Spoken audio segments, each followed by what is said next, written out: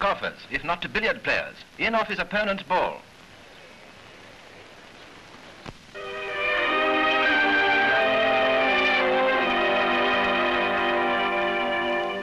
Lawrence of Arabia, the most romantic British figure of our times, came safely through the perils of his famous desert campaign to meet death in a motor smash.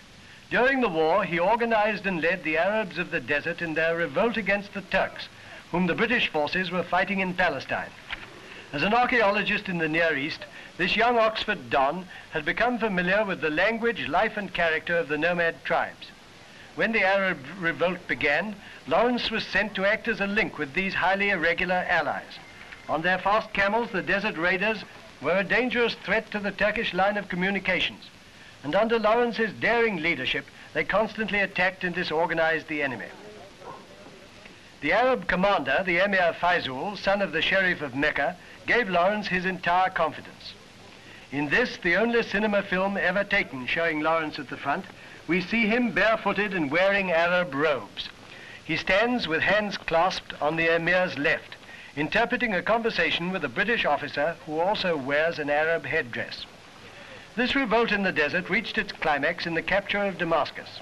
It had been Lawrence's great ambition to set up an Arab empire under his friend Faizul. The refusal of the Allied governments to carry out this plan greatly embittered him.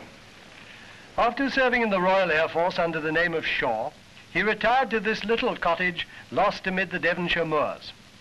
Here is Pat Knowles, his batman and only companion there. The same simplicity as marked the character of Lawrence in life was observed at his funeral. There was hardly anything to distinguish it from the burial of the humblest of his village neighbors. In this little country church of Morton, the service was held. A few of the distinguished people in public life who knew and admired Lawrence followed him to his grave. We see Mr. and Mrs. Winston Churchill and Lord Lloyd. Lawrence will be remembered as one of those brilliant but eccentric personalities who have so often served the British Empire well. His deeds were done amid the wastes of desert sand, but he sleeps in English earth.